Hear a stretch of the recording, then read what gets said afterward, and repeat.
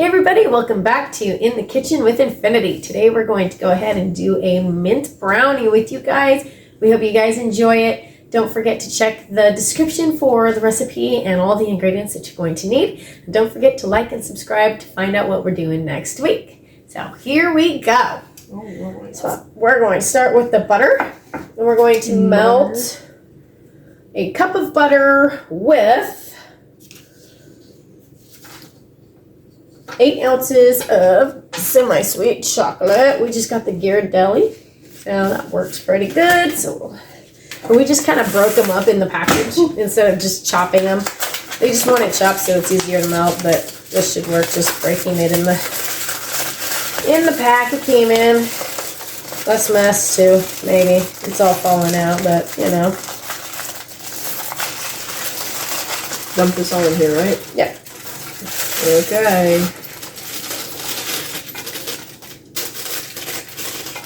So you can melt this on the stove or in a microwave safe bowl. Either way, whatever your preference is. We enjoy our microwave because it's nice and convenient. And we are not professional bakers by any means. Not by any means. Alright, so we're going to microwave that for 30 seconds at a time until it's all nice and melty, and then you can mix it smooth. I never get to use the mixing knife. That was always there. You didn't see anything. You don't even know. I think it's funny. Blown over.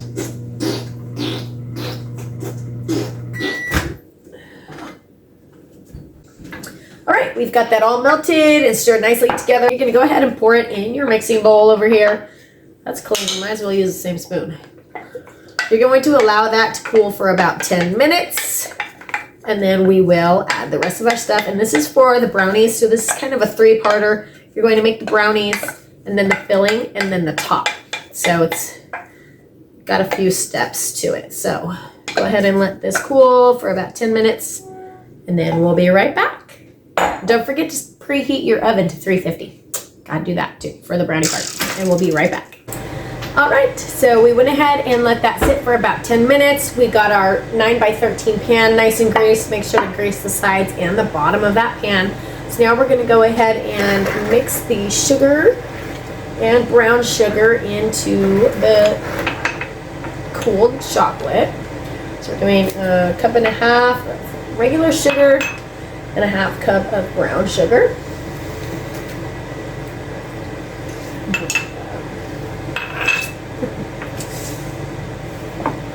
Okay. Then once that's all nice and mixed up smooth, then you're going to add your eggs one at a time. It calls for 4 eggs with this recipe.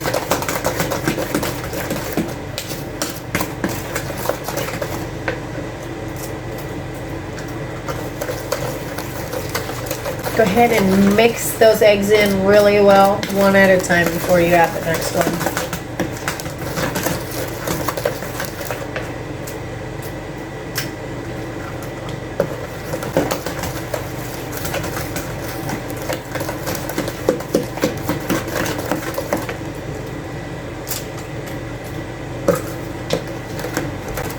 Last one.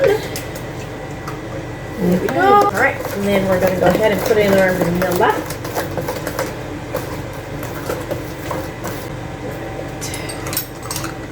2 teaspoons of vanilla.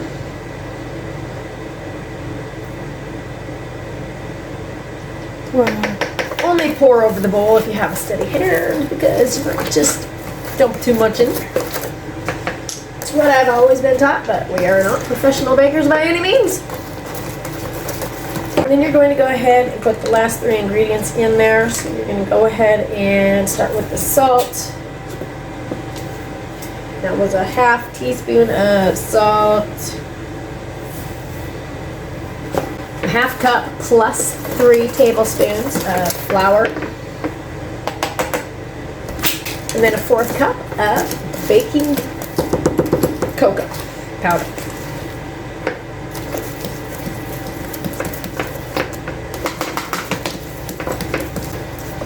This is very thick.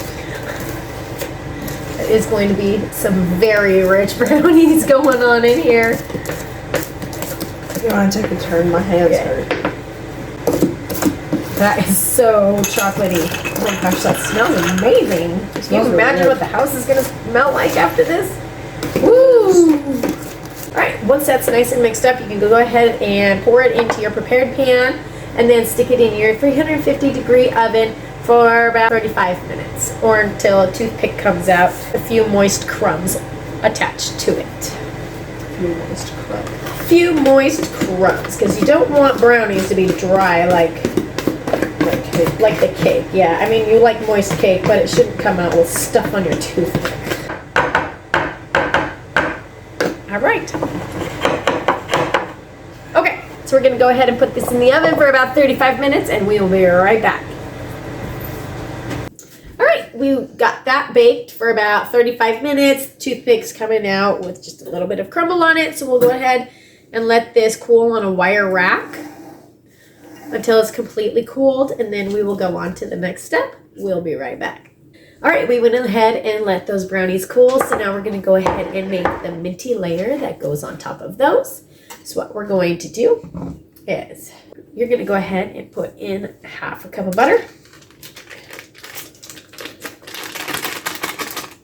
And then you're going to go ahead and mix your butter with a hand mixer until it is nice and smooth.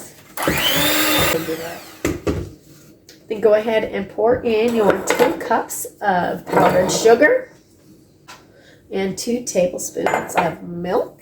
And then go ahead and mix this for about 2 minutes. All right, so after you've got that nice and smooth for about 2 minutes, go ahead and add your peppermint extract. 1 1/4 teaspoons of peppermint extract. You can even put food coloring in this, make it green or whatever if you want to. Red if you're doing it around the holidays, that would be pretty. We're just going to go ahead and skip the food coloring this time and just make it nice and pretty white and pepperminty.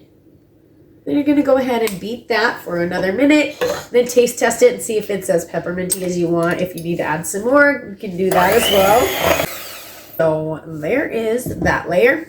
So you're going to go ahead and spread it over the top of your brownies. And then you're going to want to put this in the fridge 1 hour to 2 hours to make sure it's nice and hardened. That way when you do your chocolate layer on the top, it's easy to smooth on. So it'll need to be hardened. So I would say probably even over 1 hour, but anywhere from 1 to 4, you can kind of judge. All right, so we've got that layer on there, spread flat and smooth. So we're going to go ahead and put this in the fridge, and we'll check back in here in a couple hours. We'll be right back in a couple hours. All right, we went ahead and let these set in the refrigerator for that 4 hours. So now we're going to work on that chocolatey layer to finish up these brownies. So what you'll want to do is melt a heaping cup of chocolate chips with a 1/2 cup of butter.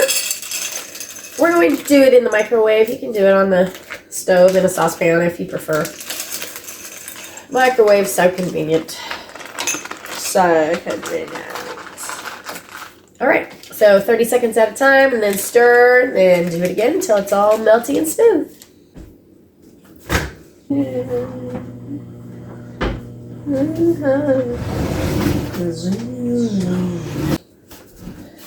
All right, we went ahead and got all of that melted, so it's nice and smooth. So what you'll do now is pour it over the top, smooth it out with a spatula, and then you're going to put this back into the fridge again.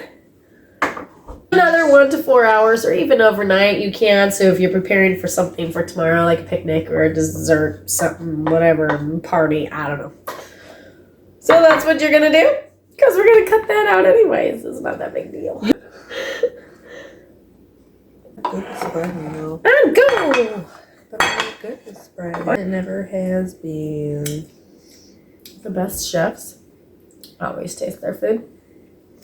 We are not professional bakers by any means. All right, so that's what it should look like once you've got all that chocolate on the top smooth. Go ahead and put it back in the refrigerator for that 1 to 4 hours or overnight, whatever. Once you are ready, just take it out and cut it into squares and enjoy. That's about all there is to it. I hope you guys enjoy this one. Let us know in the comments if you tried it out or if there's something else that you would like to see us make. Thanks so much. Don't forget to like and subscribe. Join us next week to see what we're up to in the kitchen. Bye.